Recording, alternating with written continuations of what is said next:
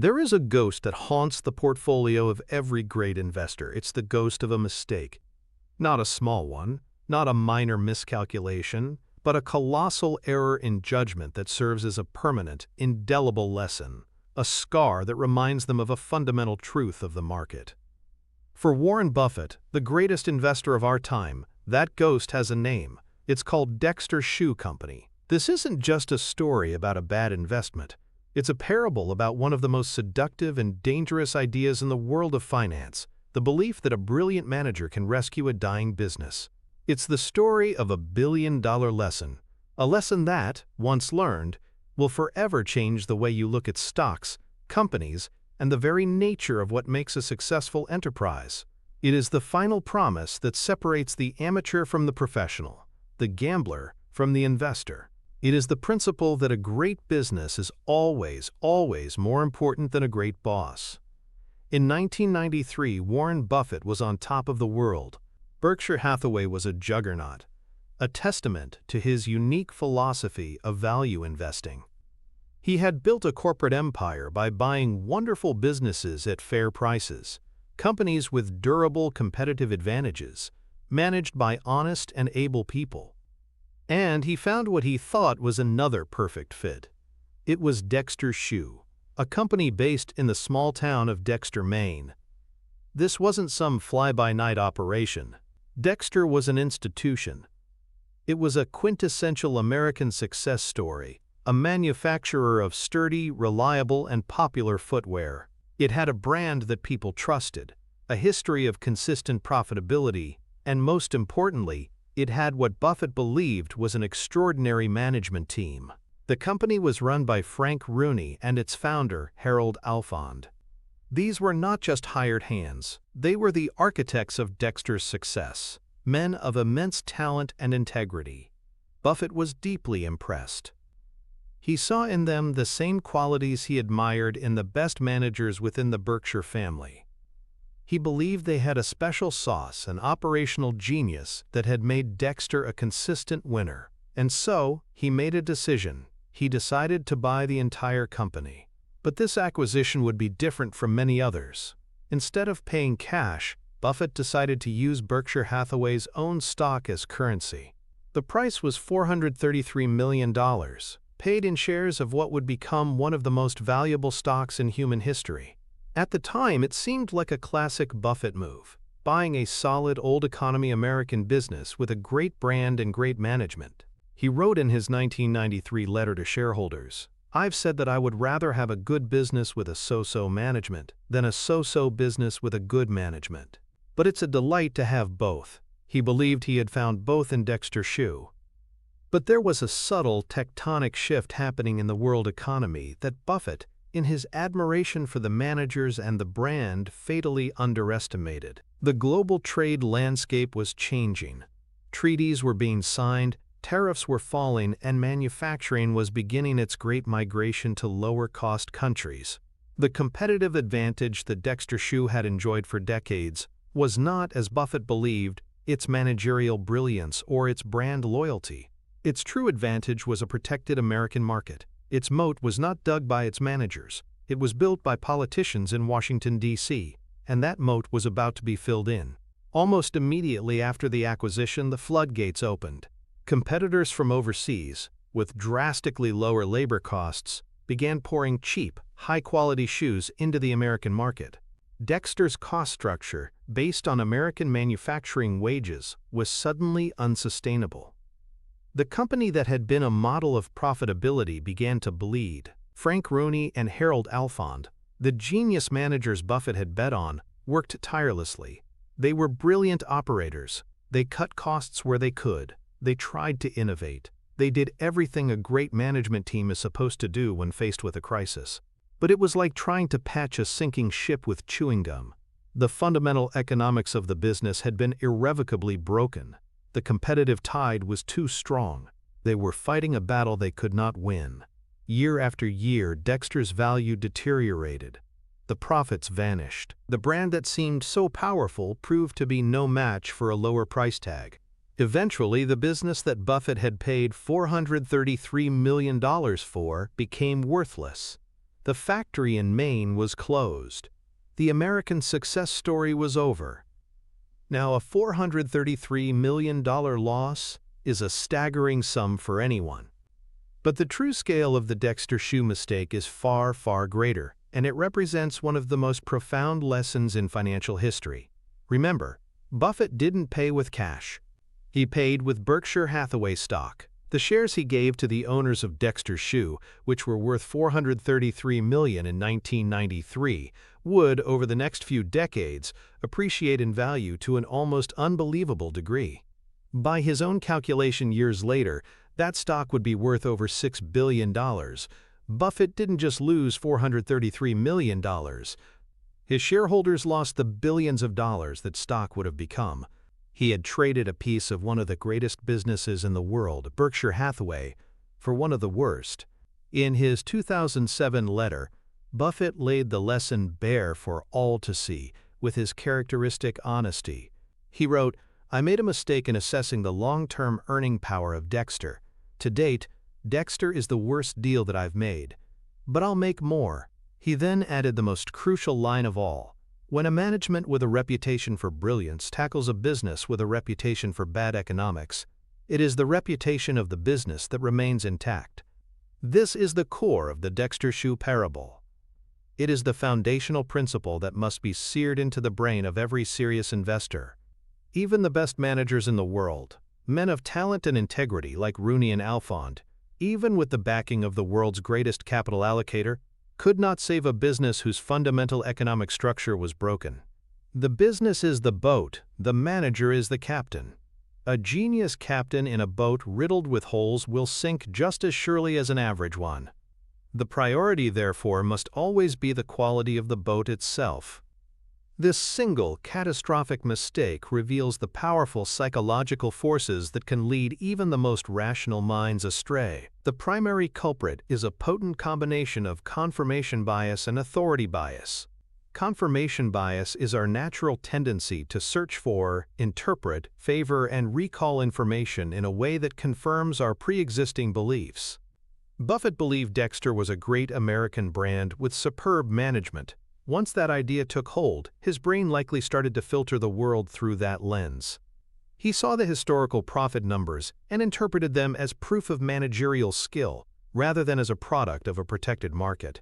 He saw the sturdy shoes and the loyal customer base as evidence of a durable brand, rather than a temporary habit that would evaporate in the face of a better value proposition. He likely downplayed or ignored the whispers of global competition because they didn't fit the neat, compelling narrative he had already constructed in his mind. This is a trap that ensnares us all. When we want a stock to be a good investment, we actively seek out the bull case. We read the positive articles, we watch the optimistic interviews with the CEO, and we dismiss the negative reports as noise from haters. Our brain is not an objective processor of information, it is a lawyer, building a case for what it already wants to believe. Compounding this was authority bias. By 1993, Warren Buffett was not just a successful investor, he was Warren Buffett, the Oracle of Omaha. His track record was legendary. This creates a subtle but powerful internal pressure. When you have been right so many times, it becomes harder to imagine that you could be profoundly wrong, especially in your core area of competence. His own authority, his own reputation as a genius analyst of businesses, may have given him a false sense of security. He had assessed the business, and therefore the assessment must be correct. This is the danger that stalks every successful person, whether in business, investing, or any other field. Past success can breed an overconfidence that blinds you to new or changing realities. The very skills and patterns that led to your success can become a rigid prison of thought, preventing you from seeing that the game has changed. For Buffett, his immense success in identifying great American brands with strong management teams created the very cognitive framework that led him to misjudge Dexter Shoe so completely. He was running a time-tested playbook on a field where the rules had just been rewritten. So how do we, as investors seeking financial freedom and robust portfolio growth, protect ourselves from these powerful biases? We need an applied mental model, a concrete process to counteract our brain's natural tendencies. I call it the inversion test for durability. It's a simple but profound technique of risk management that forces you to abandon the role of a cheerleader and adopt the role of a prosecutor. Before you ever invest a single dollar in a company, you must rigorously and persuasively argue the case against it. Step 1 is to identify the single greatest macro-level threat to the company's industry. Don't think about the company itself. Think about the entire ecosystem it lives in. Is it technological disruption, like the shift from film to digital photography for Kodak? Is it globalization and foreign competition, like it was for Dexter Shoe? Is it a fundamental change in consumer behavior, like the move away from traditional cable TV? Is it a looming regulatory crackdown? You must identify the one big wave that could potentially swamp all the boats in that harbor. Step 2 is to assume this threat will materialize in its most severe and rapid form. Don't be gentle. Assume the worst-case scenario. Assume the disruptive technology is adopted overnight. Assume the low-cost competitor captures 50% of the market in 24 months. Assume the new regulation is as punitive as possible. Step 3 is the most critical part. Write a one-page pre-mortem memo. In this memo, you will explain, in detail, exactly how this catastrophic threat will destroy the company's economics, rendering its management team, no matter how brilliant, completely powerless. You must be specific. Their margins will collapse because they have no pricing power against the new competitor. Their revenue will fall by half because their core product will be obsolete. Their entire business model will be illegal under the new regulations. You have to make the case for the company's death so convincingly that you almost talk yourself out of the investment entirely. Only then do you proceed to step 4. If, after this brutal exercise, you genuinely cannot create a plausible and compelling doomsday scenario, if the business's structure is so robust that it could withstand the hurricane you've just thrown at it, then, and only then, have you found a business with a truly durable competitive advantage. This inversion process short-circuits confirmation bias. Instead of looking for reasons to be right, you are forced to systematically search for every possible way you could be wrong. It is one of the most powerful tools for capital preservation a retail investor can ever learn. To truly appreciate the power of this model, we must examine its opposite, the antithesis or the path of the 99%. Most retail investors do the exact inverse of this analysis. They fall for what I call the great manager heuristic. A heuristic is a mental shortcut, and this is one of the most common and destructive in stock picking. It starts with a story. A charismatic CEO appears on the cover of a business magazine. They give a dynamic interview on a financial news network, painting a picture of a bold new future for their struggling company. They are hailed as a quote-unquote turnaround artist, a visionary, a genius. The narrative is irresistible. The 99% fall in love not with the business, but with the boss. They buy the stock not because they have analyzed the balance sheet or the competitive landscape, but because they believe in the messianic power of a single individual to bend the universe to their will. They bought Sears because of Eddie Lampert, a famed hedge fund manager who was supposed to be the next Buffett. They ignored the fact that the large-format department store was a dying business model being crushed by Walmart on one side and Amazon on the other. They bet on the manager and lost everything as the business crumbled. They bought BlackBerry, then called Research in Motion, because its confident new CEO, Thorsten Heinz, declared in 2012 that, quote, there is nothing wrong with the company. They ignored the fact that the iPhone and Android had fundamentally and permanently changed the smartphone industry, and BlackBerry's keyboard-centric model was a relic. They bet on the manager's confidence and were wiped out. This is a pattern that repeats endlessly. The retail investor, desperate for a multi-bagger, latches onto the compelling story of a savior CEO, ignoring the terminal illness of the underlying business. It is a path paved with value traps and catastrophic stock-picking mistakes. The financial consequences of this mistake are not just theoretical. They manifest in the most brutal way possible through the concept of opportunity cost. The direct financial connection here is devastatingly simple. When you make a bet on a great manager in a terrible business, the best-case scenario is often a slow bleed of your capital. The worst and most common case is a total loss. But the true cost, the one that prevents you from ever achieving true financial freedom, is the lost opportunity of what that capital could have been doing elsewhere. Let's take Buffett's Dexter mistake. The $433 million he invested went to zero. That's the accounting loss. But the true economic loss was the $6 billion and counting that the Berkshire stock he traded away would have become. He didn't just lose money, he lost a lifetime of compounding in a superior vehicle. For a retail investor, the numbers are smaller, but the principle is identical. Every dollar you tie up in a turnaround story like Sears for 5 years is a dollar that was not invested in a wonderful business like Amazon or Microsoft over that same period. A $10,000 investment that goes to zero is a $10,000 loss, but it's also the loss of the $30,000, $40,000, or $50,000 it could have become if it had been placed in a business with truly excellent economics. This is why capital preservation is the first and most important rule of investing. Avoiding the big mistake, steering clear of the value trap where a great manager is doomed to fail, is more important than finding the next big winner. Because the capital you preserve is the seed from which all future portfolio growth springs. The lesson of Dexter's shoe, paid for in billions of dollars, was this: analyze the business first. The quality of the business is the ultimate ceiling on what even the most brilliant manager can achieve. One of the most seductive narratives in the financial world is the myth of the turnaround titan. It's a story we are psychologically wired to love. A once great company has fallen on hard times. It's a dinosaur, a relic of a bygone era. The stock has been decimated. Wall Street has left it for dead. Then, a hero enters the scene. A star CEO, often recruited from a wildly successful, innovative company, is brought in to save the day. They are the maverick, the visionary, the genius, who will single-handedly wrestle this behemoth into the 21st century. The market goes wild. Analysts upgrade the stock.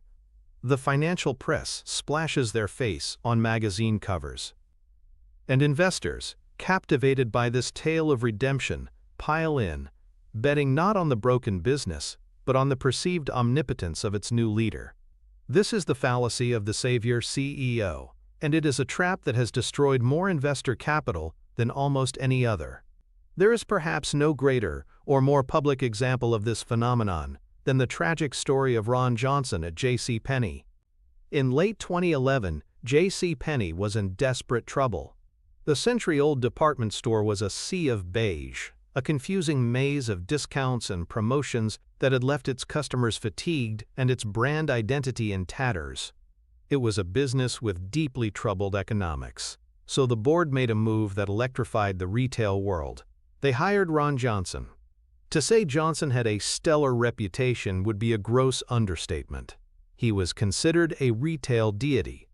As the head of retail at Apple, he was the mastermind behind the Apple Store, one of the most successful and admired retail concepts in history. He had taken a computer company and turned its stores into minimalist temples of technology, creating an unparalleled customer experience and generating more sales per square foot than any other retailer on the planet, including luxury jewelers like Tiffany & Co. The narrative was perfect, irresistible. The genius who built the store of the future would now rescue the store of the past. When his hiring was announced, JCPenney's stock soared over 17% in a single day.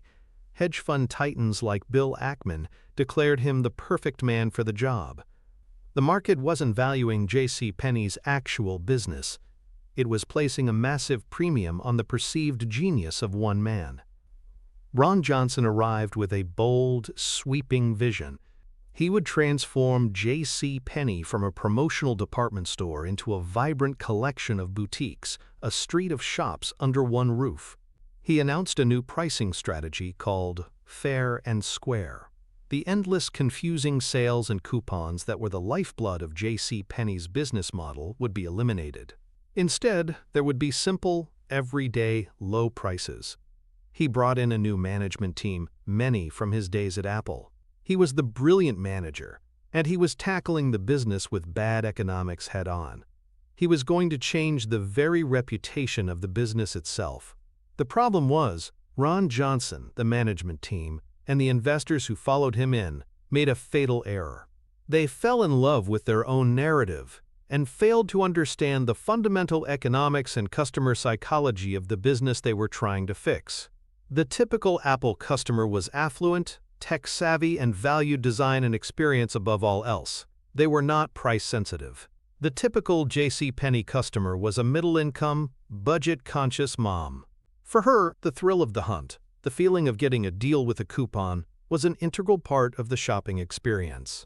It wasn't just a transaction, it was a game she was proud of winning. Johnson's fair and square pricing, which he saw as honest and simple, was perceived by the core customer as a trick. The everyday low price just looked like a higher price than they were used to paying after their discounts. They felt lost and betrayed. They stopped coming. The results were immediate and apocalyptic. In the first quarter of Johnson's new strategy, same-store sales plummeted by a staggering 19%. By the end of the year, sales had fallen by nearly 25%, a $4 billion collapse in revenue. The company burned through cash at an alarming rate. The stock, which had surged on the news of his hiring, collapsed. After just 17 months on the job, the Savior CEO was fired.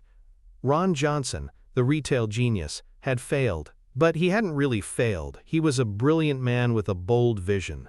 The true failure was in the initial premise, the belief that any single manager, no matter how gifted, could fundamentally change the nature of a business with deeply entrenched economics and a customer base that wanted something completely different from what he was offering. He was trying to turn a barge into a speedboat. The reputation of the business, as a low-margin promotional department store, remained intact. It was the reputation of the manager that was shattered. The psychological trap that ensnared the investors of JCPenney is a powerful cognitive bias known as the halo effect, amplified by the narrative fallacy. The halo effect is our tendency to allow our impression of a person in one domain to influence our judgment of them in another. Ron Johnson had a brilliant halo around him from his success at Apple. Because he was a genius at creating the Apple Store, investors automatically assumed he would be a genius at fixing JCPenney. They didn't stop to consider that the two businesses operated in completely different universes. The customer bases were different. The supply chains were different. The brand promises were different. The competitive landscapes were different. The skills required to succeed were different. But the halo was so bright, so dazzling, that it blinded them to these crucial distinctions. They weren't investing in a business. They were investing in a resume. This was then wrapped in the narrative fallacy, a term coined by Nassim Nicholas Taleb. Our brains crave simple, coherent stories to make sense of a complex world. The story, Apple retail genius saves dying department store, is clean, compelling, and easy to understand. It's a Hollywood script. The reality, that JCPenney was facing a secular decline in its business model, intense competition from off-price retailers and e-commerce, and had a deeply ingrained customer culture, was messy, complicated, and uncertain. The simple, attractive story won out over the complex, ugly reality. As investors, we must be ruthlessly on guard against the seduction of a good story. When a thesis sounds too much like a movie plot, it's almost certainly overlooking the messy realities of the business itself. To defend against this, we need a mental model that systematically strips away the narrative and the halo. We need to perform what I call the management agnostic stress test. This is a thought experiment that is essential for proper business analysis and risk management. Step 1. Identify a company you are considering investing in, especially one where the bull case rests heavily on the reputation of the current CEO. Step 2. In your mind, imagine that the CEO and their entire senior leadership team resign, effective immediately. They are all gone. A plane crash, a lottery win, it doesn't matter. The geniuses are out of the picture. Step 3. Imagine they are replaced by a team of completely average, B+ managers. These new people are not visionaries. They are not idiots either. They are simply competent, professional managers who will keep the lights on, file the paperwork on time, and not make any disastrously stupid decisions. They are caretakers, not revolutionaries. Step 4, and this is the crucial step, analyze the business now. Under the stewardship of this boring, average team, would the business still be a great investment? Would its competitive advantage still protect its profits? Would it still generate copious amounts of free cash flow? Would its customers still be locked in? If the answer to these questions is a resounding yes, then you have found a truly wonderful business. You have found a See's Candies, a Coca-Cola, a business so fundamentally strong that it can be run by what Buffett famously called an idiot. If, however, the business would crumble without the specific genius of the current leader, then you are not investing in a great business. You are making a highly speculative bet on a single human being. That is not value investing. It is a gamble on a keyman risk, one of the most dangerous risks in finance. This stress test forces you to separate the quality of the business from the quality of the management and ensures you are buying the former, not just the latter. The 99% of investors, of course, engage in the exact opposite behavior. They practice what can be called cult of personality investing. They don't analyze businesses. They follow celebrity CEOs. They buy Tesla not because they have performed a deep analysis of the capital-intensive nature of automobile manufacturing or the fierce competitive landscape, but because they believe in the singular genius and vision of Elon Musk. They may be right, but it's a bet on a man, not a moat. They poured money into WeWork, not because they analyzed its ludicrous unit economics that showed it lost money on every desk it leased, but because they were mesmerized by the charismatic and cult-like figure of Adam Neumann. They bought whatever companies Cathie Wood put into her ARK funds, not because they had independently vetted each one, but because she was positioned as a visionary who could see the future. This approach is intellectually lazy and financially perilous. It makes investors incredibly vulnerable to hype cycles and narrative bubbles. When the story breaks, when the celebrity CEO stumbles or their promises fail to materialize, the stock price collapses because it was never supported by underlying business fundamentals in the first place. It was supported by faith in a person, and that faith is a fragile foundation for achieving long-term financial freedom.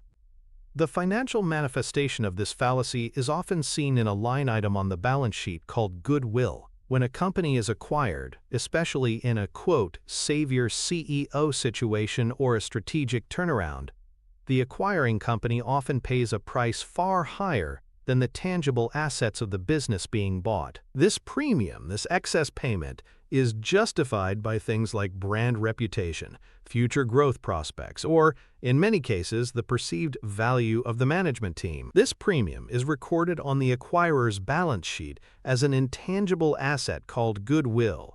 It's a placeholder for the story that justified the high price. But accounting rules require companies to periodically test whether that goodwill is still worth what they paid for it.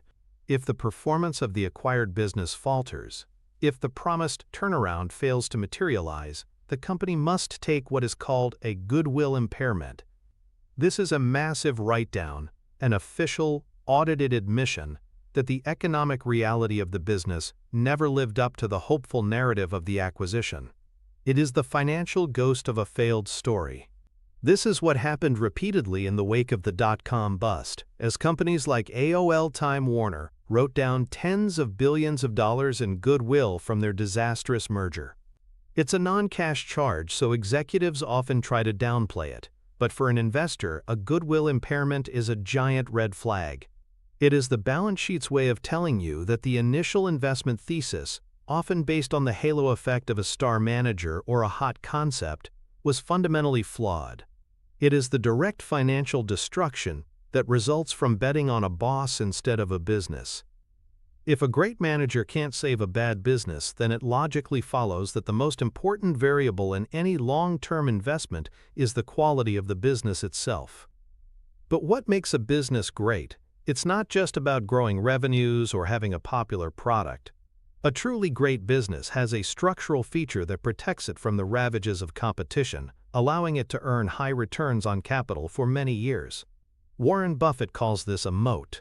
An economic moat is a durable competitive advantage. It's a castle's defensive barrier. And the wider and more treacherous the moat, the safer the castle, the business, is from invaders. The role of management, in this analogy, is not to be a knight in shining armor who rides out to slay every dragon.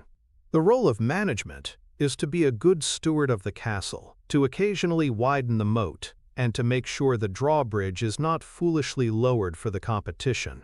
The most important job is to not destroy the magnificent structure they have been entrusted with. Perhaps the best illustration of this principle in Buffett's career is not a story of a mistake like Dexter, but a story of a resounding success, See's Candies. In 1972, Buffett and his partner Charlie Munger were presented with an opportunity to buy See's Candies, a beloved producer of chocolates and confectionery primarily based in California. The asking price was $30 million. By conventional metrics of the time, it looked expensive. The company had only $4 million in tangible assets: the factories, the stores, the equipment. Buffett's own partners at Berkshire were skeptical, arguing that paying such a huge premium over book value was a violation of the traditional cigar butt style of value investing they had practiced for years. But Buffett and Munger saw something deeper. They saw an extraordinary business with a formidable economic moat. The business was run by the Huggins family, who were capable and honest managers, but Buffett wasn't betting on their unique genius. He was betting on the castle they inhabited. See's had a moat, built from a powerful, intangible asset: its brand. For decades, Californians had been giving See's Candies as gifts for Christmas, Valentine's Day, and birthdays. The act of giving and receiving a box of See's was deeply embedded in the emotional fabric of the customer's life. It was associated with happiness, celebration, and affection. This gave See's incredible pricing power. As Buffett later explained, a man taking a box of chocolates to his date on Valentine's Day is not going to risk saving $1 to buy an unknown brand. He will happily pay a little extra for the trusted, beloved name to ensure the gift is well received. That emotional connection, that brand loyalty, meant that every year See's could raise its prices slightly to cover inflation and then some, and the customers would barely notice. They weren't just buying chocolate, they were buying a guaranteed positive social outcome. Furthermore, the business required very little capital to grow. The profits it generated were enormous relative to the net assets required to run the business. It was, in Buffett's words, a dream business. He and Munger went ahead with the purchase for $25 million. What followed was a masterclass in the power of a great business. See's Candies, under steady but not necessarily revolutionary management, became a cash-gushing machine for Berkshire Hathaway. Over the decades, it has generated over $2 billion in pre-tax earnings for Berkshire, all while requiring minimal additional capital investment. That $2 billion was then used by Buffett as the float to go out and buy other wonderful businesses, fueling the growth of the entire Berkshire empire. See's Candies was the geyser of cash that proved the thesis. A wonderful business with a deep moat, run by competent managers, is one of the most powerful wealth-generating engines on Earth. The genius wasn't in some radical operational turnaround. The genius was in identifying the quality of the moat in the first place, and then simply not messing it up. It didn't need a savior CEO. It just needed a responsible steward. The business itself did all the heavy lifting. The psychological principle that a strong economic moat exploits within its customer base is a powerful combination of the endowment effect and status quo bias. The endowment effect describes our tendency to overvalue something simply because we own it or have a history with it. For customers of See's, it's not just candy. It's their candy, the brand they grew up with, the one their parents bought. This sense of psychological ownership makes them far less likely to switch to a competitor, even for a lower price. It's part of their identity. This is reinforced by status quo bias, which is our preference for keeping things the way they are. Changing is effortful. It requires research, risk, and the possibility of a bad outcome. Is it really worth the mental energy to find a new brand of chocolate for Mother's Day, with the risk that she might not like it as much, just to save $2? For most people, the answer is a firm no. It is simply easier and safer to stick with the trusted, familiar choice. A business with a deep moat, like a powerful brand or high switching costs, builds its fortress on these bedrock psychological tendencies of its customers.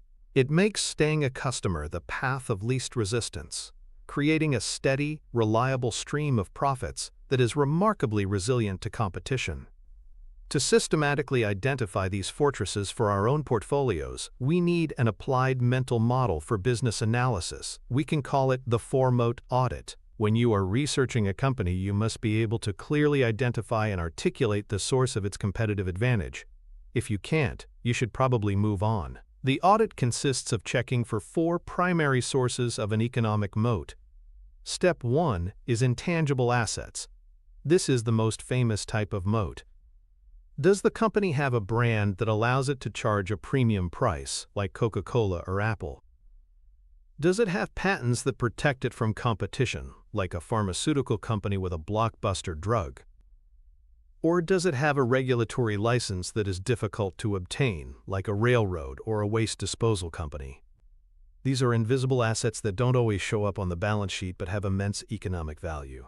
Step 2 is switching costs. Is it difficult, expensive, or just a massive pain for a customer to switch from the company's product to a competitor's? Think about changing your primary bank account, with all the direct debits and automatic payments you'd have to move. Or think about a large corporation switching its core enterprise software from a provider like Oracle or Microsoft. The cost and risk of the switch are so high that the provider can maintain a profitable relationship for decades, even if their service isn't perfect. Step 3 is the network effect. This is one of the most powerful moats, especially in the digital age. A business with a network effect becomes more valuable to each user as more users join the network. Facebook is a classic example. Its value lies in the fact that all your friends are already there. The Visa and MasterCard networks are another.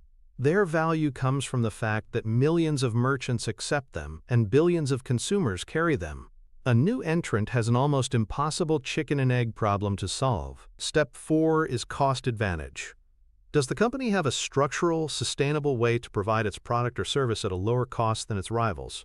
This can come from immense scale, like Walmart's ability to demand lower prices from suppliers, or from a superior process, like Geico's direct-to-consumer model that bypassed expensive insurance agents. A truly great business will have at least one of these 4 moats, and the greatest businesses of all time often have several. Performing this audit is a critical step in separating businesses that are merely good from those that are truly built to last. The antithesis, the path of the 99%, is to ignore the concept of moats entirely and instead chase what appears to be high growth. Most retail investors are drawn to the siren song of a rapidly expanding industry. They see headlines about the booming cannabis market, the explosion in meal kit delivery, or the revolution in electric vehicle startups. They mistake industry growth for a good business.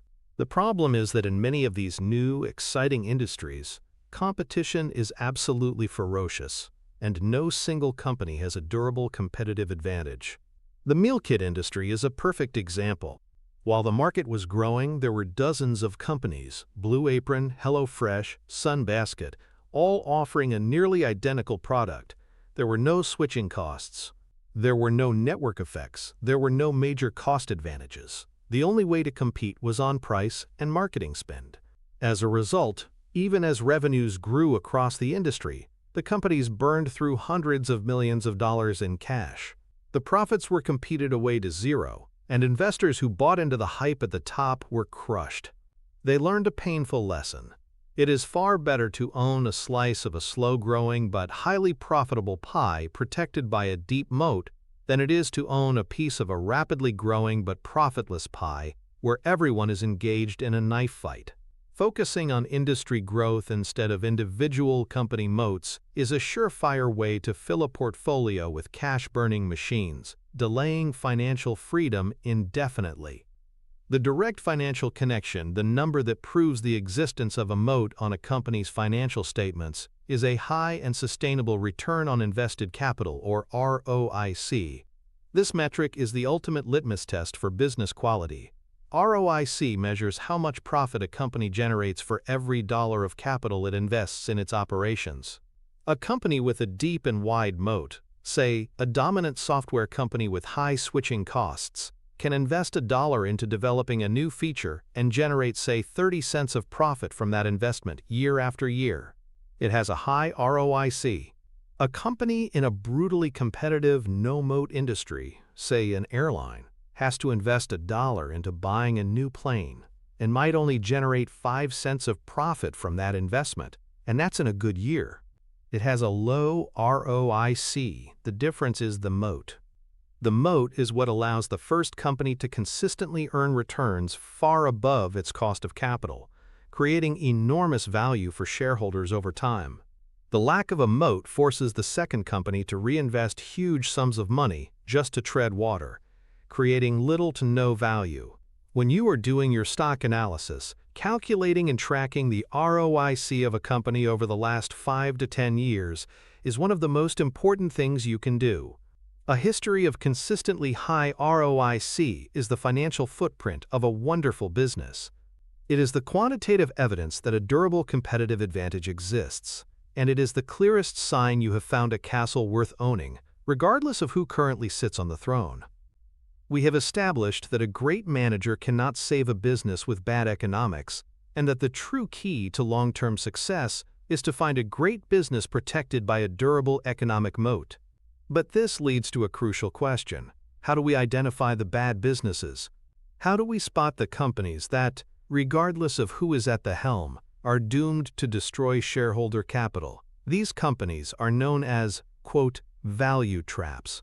A value trap is a stock that appears to be cheap based on conventional metrics, like a low price-to-earnings PE ratio or a low price-to-book PB ratio, but is, in fact, expensive because the underlying business is in a state of terminal decline. The cheap valuation is a mirage.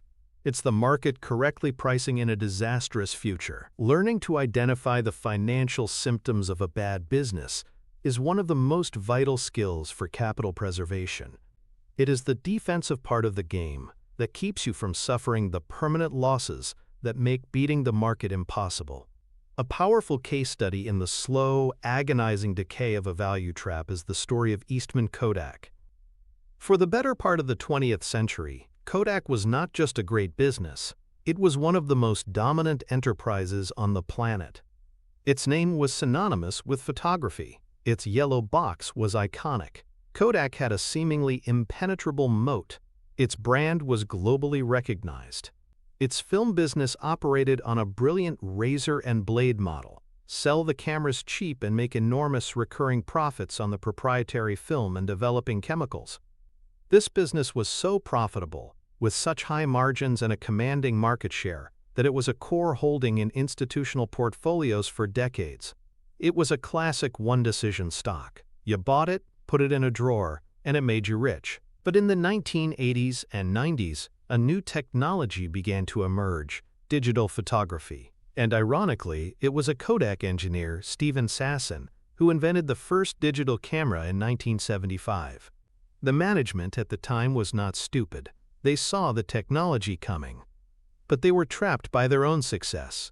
Their entire business, their entire economic model, was built on the chemistry of film. The economics of digital photography were fundamentally different and far less profitable. There was no recurring revenue from film sales. It was a one-time purchase of a camera. The company was facing what Clay Christensen would later call the, quote, innovator's dilemma. Embracing the new, less profitable technology would mean actively destroying their incredibly lucrative existing business. So they dabbled, they delayed, they tried to graft digital features onto their old model, but they never fully committed. As digital cameras from competitors like Sony and Canon began to gain traction in the late 1990s and early 2000s, the financial statements of Kodak began to whisper a story of decay long before the final collapse. For investors who knew what to look for, the warning signs were flashing red. First, revenue growth stagnated and then began to decline. The top line, the most basic measure of a business's health, was shrinking year after year. Second, gross margins began to collapse. As film sales, their highest margin product, fell off a cliff. They were replaced by sales of digital cameras, a brutally competitive, low-margin hardware business. The company's fundamental profitability was eroding at its core. Third, the income statement became littered with enormous recurring, restructuring charges. Every year, management would announce a new plan to fire thousands of workers, close factories, and streamline operations. They would take a multi-hundred-million-dollar charge against earnings. Wall Street would often applaud these bold moves, but for a savvy analyst, an annual restructuring charge is not a sign of bold leadership. It's a sign of a business in permanent crisis, constantly amputating limbs to survive. Fourth, the balance sheet started to buckle under the weight of a massive, underfunded pension liability. Years of promises made to hundreds of thousands of employees in the good times became an anchor that was dragging the shrinking business to the bottom of the sea. Throughout this period, many value investors were drawn to Kodak. They saw the stock price fall from over $90 to $30, then to $10. At each stage, they looked at the historical earnings and the famous brand name and concluded it must be cheap. But it was a classic value trap. The business's earning power was evaporating. The low P/E ratio wasn't a sign of a bargain. It was a sign that the E, earnings, was about to disappear entirely. In 2012, Eastman Kodak, the American icon, filed for bankruptcy. The genius managers couldn't save it. The historic brand couldn't save it. The economics were broken, and the business died. The core psychological bias that lures investors into value traps like Kodak is anchoring bias. This is our tendency to rely too heavily on the first piece of information offered, the anchor, when making decisions. When an investor sees a stock that used to trade at $90 and is now trading at $10, their brain immediately anchors to that $90 price. They perceive the $10 price not in the context of the company's current dismal reality, but in the context of its glorious past. The thought process is, wow, it's 90% off its high, what a bargain. It's bound to go back up. This is a fatal analytical error. The stock market is not a department store where everything is eventually marked back up to its original price. The past stock price is irrelevant. The only thing that matters is the future earning power of the business relative to the current price. In a deteriorating business like Kodak, the intrinsic value is shrinking every single day. The price of $10 today might actually be more expensive relative to the company's bleak future than the price of $30 was 2 years prior. Anchoring to a past price prevents you from seeing this reality. It makes you feel like you're getting a deal, when in fact you are catching a falling knife. Overcoming anchoring bias requires a conscious, deliberate effort to ignore past prices and analyze the business as it exists today, and as it is likely to exist in the future. To avoid these traps, we need a simple, systematic way to diagnose the financial health of a business. We need a mental model for financial triage, a quick checklist to screen out the terminally ill companies before we waste any more time on them. This is a crucial risk management tool for any retail investor. Step 1. Check the revenue trend. Go back at least 10 years. Is the company's top-line revenue consistently growing? Is it flat, or is it in a state of secular decline? A business whose sales are shrinking year after year is a very sick patient. There are rare exceptions, but a declining top line is the single biggest red flag that the market for the company's product or service is disappearing. Step 2. Check the gross margin stability. Gross margin, revenue minus cost of goods sold, is a measure of a company's basic profitability and pricing power. Is the gross margin percentage stable and high, or is it shrinking over time? Shrinking gross margins are a clear signal that the company's competitive advantage is eroding. It means they can no longer command a premium price for their product, and competition is forcing them to cut prices to maintain sales. Step 3. Compare cash flow to net income. Net income, the bottom line on the income statement, can be manipulated with all sorts of accounting gimmicks. Cash flow, however, is much harder to fake. A healthy company should consistently generate free cash flow, cash from operations minus capital expenditures, that is roughly in line with its reported net income. A company that reports large profits but generates little or no free cash flow is often a house of cards. A business that doesn't generate cash is not a business, it's a hobby, and it's an expensive one for its shareholders. Step 4. Analyze the debt load. How much debt does the company have relative to its equity, the debt-to-equity ratio, or its earnings, the debt-to-EBITDA ratio? A great business often needs very little debt. A deteriorating business with a heavy debt load is a ticking time bomb. The interest payments on the debt act as a fixed cost that can quickly overwhelm a company whose earnings are declining, pushing it into bankruptcy. If a company fails one or more of these basic triage checks, it should be immediately disqualified as a potential investment, no matter how cheap it looks or how charismatic its CEO is. The path of the 99%, the antithesis of this careful approach, is what can be called the cheap stock fallacy. The average retail investor, often armed with a free online stock screener, believes the secret to wealth is simply to buy stocks with the lowest multiples. They will run a screen for all stocks with a P/E ratio below 8 or a price-to-book ratio below 1. They buy a basket of these statistically cheap stocks, believing they have outsmarted the market.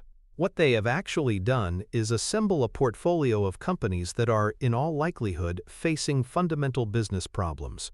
They have built a museum of value traps. The market is not stupid. A stock is usually cheap for a reason.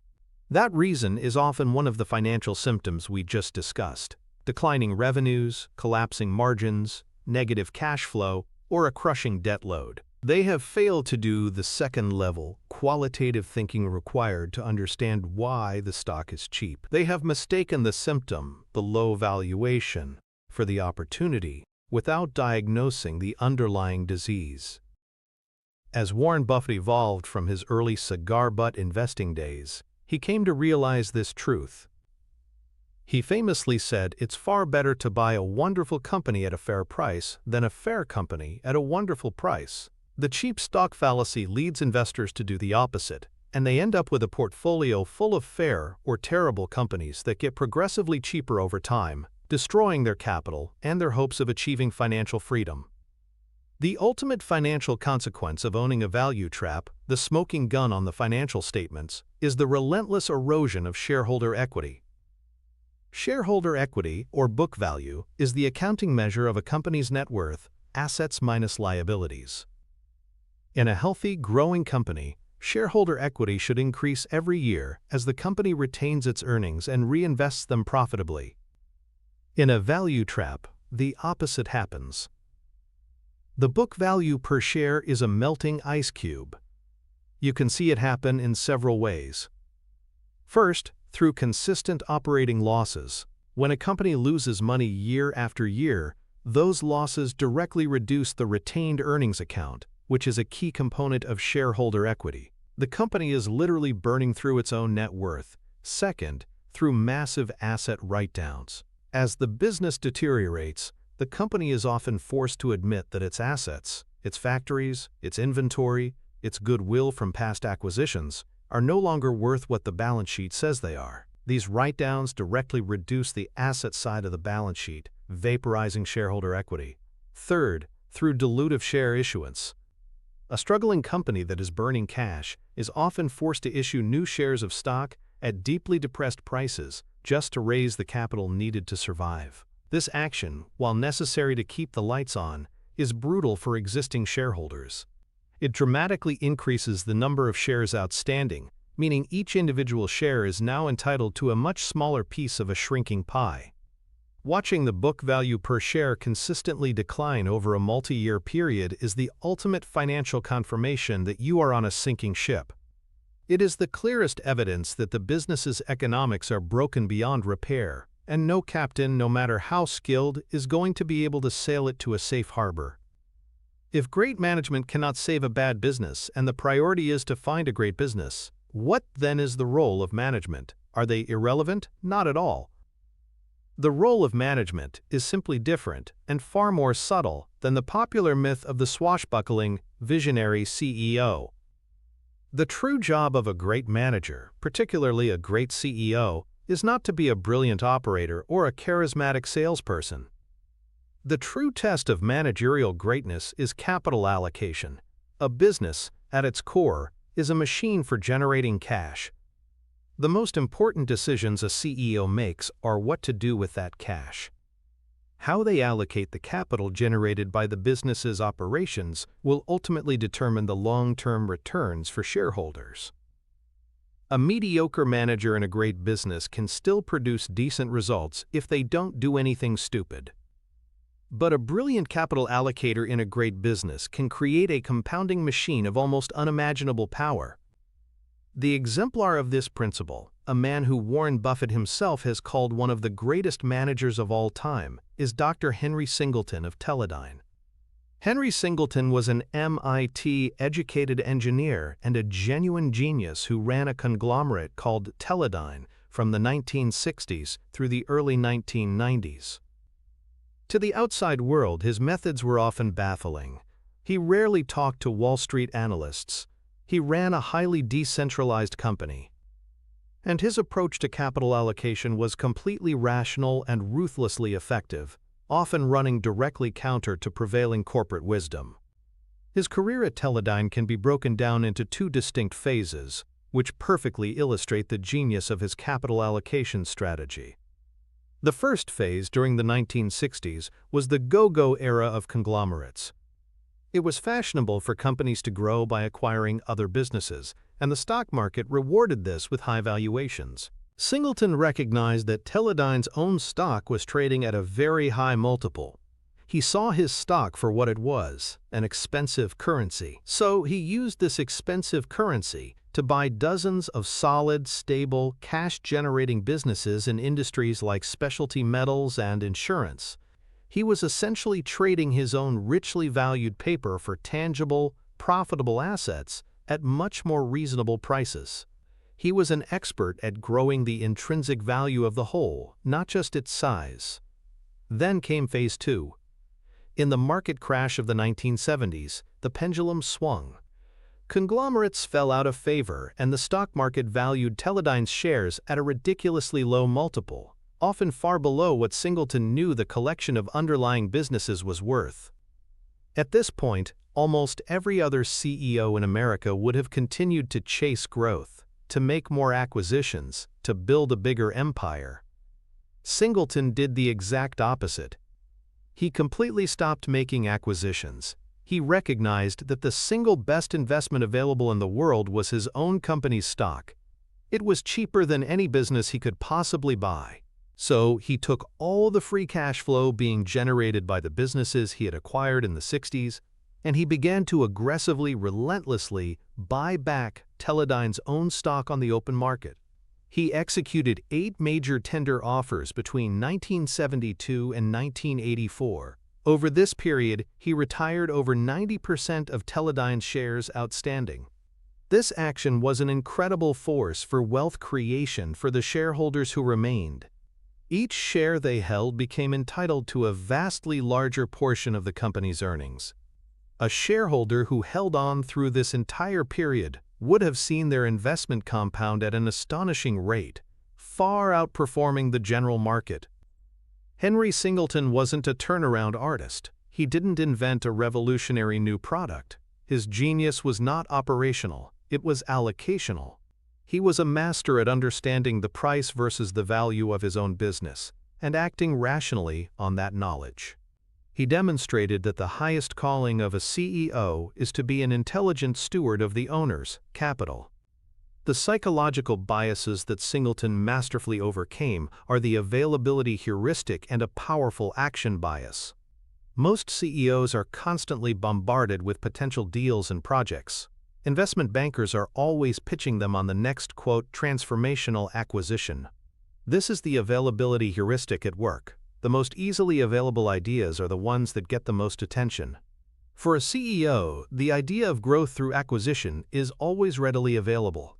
Compounding this is action bias, our deep-seated psychological need to feel like we are too well doing something, especially when we are in a position of power and being paid millions of dollars.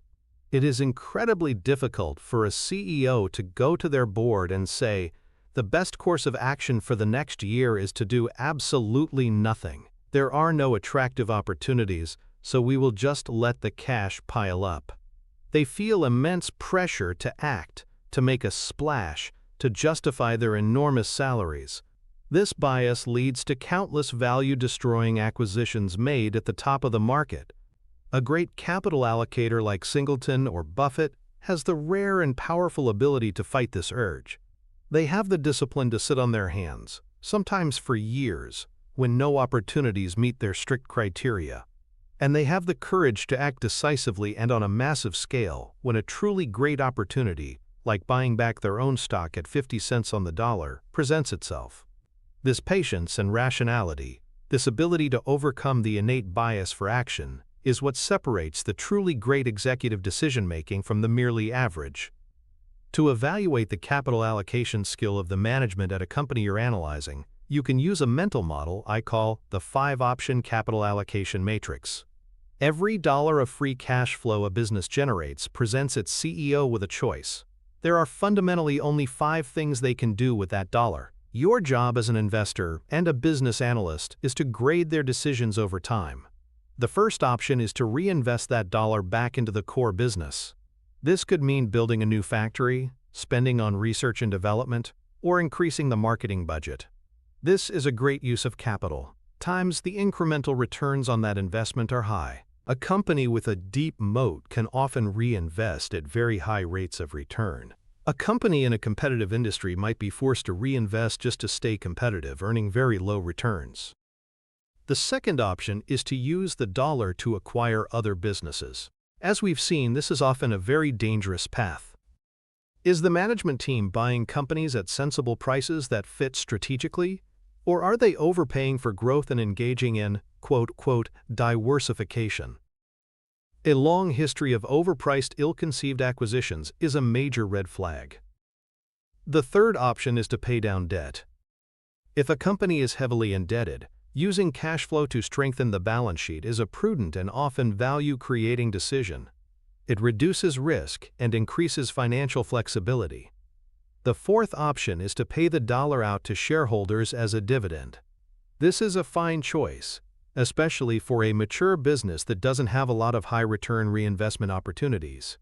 It's an honest admission that the shareholders can probably find a better use for that capital than the company can. The fifth and final option is to use the dollar to buy back the company's own stock. This can be the best or the worst use of capital depending entirely on the price. If the stock is trading below its intrinsic value, then buying back shares is a wonderfully efficient, tax-advantaged way to increase the value of each remaining share. If the stock is overvalued, then buying back shares destroys value.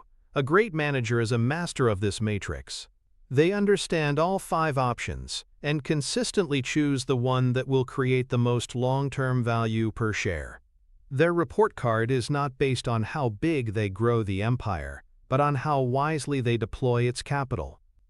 The antithesis to this rational approach is the all-too-common diversification empire builder. The 99% of CEOs and the investors who foolishly cheer them on are often driven by ego and a misguided focus on sheer size rather than per-share profitability.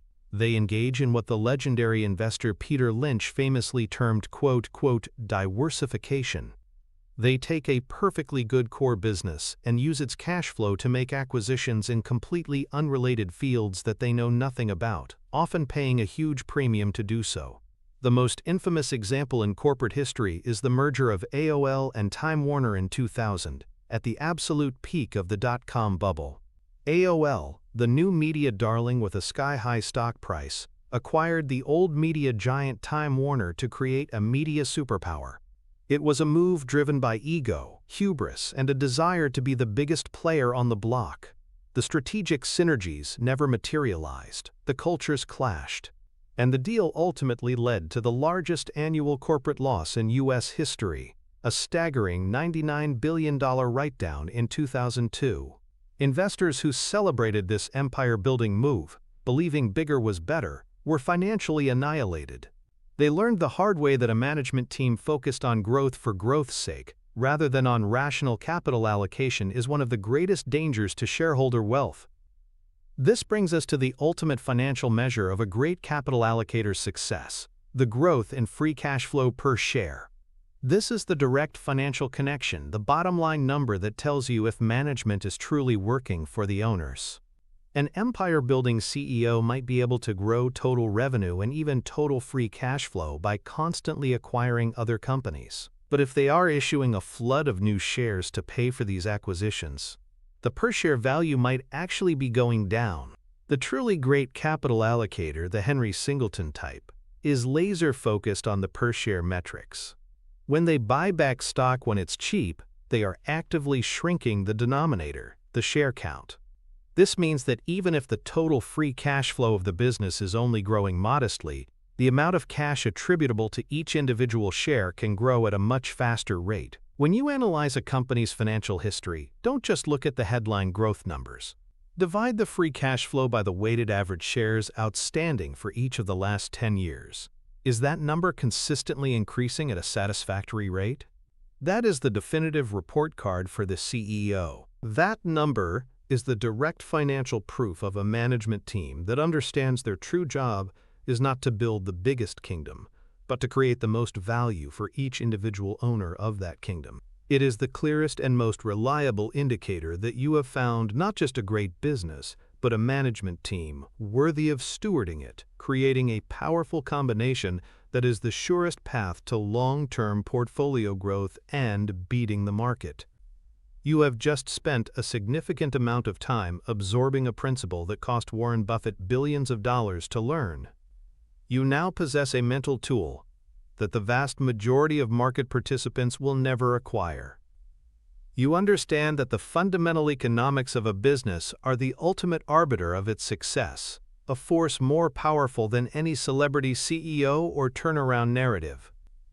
You have learned to distinguish the sturdy vessel from the sinking ship, and to prioritize the quality of that vessel above all else. This isn't just theory. It is a practical shield that will protect your capital from the market's most seductive and dangerous traps, a foundational key to building lasting wealth. But you must understand that this principle, as powerful as it is not a standalone island.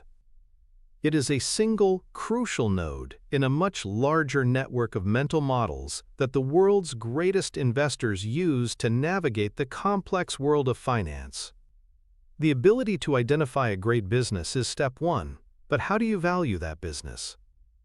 How do you develop the psychological fortitude to buy when others are fearful and sell when others are greedy? How do you construct a portfolio that is resilient enough to withstand the storms that inevitably come?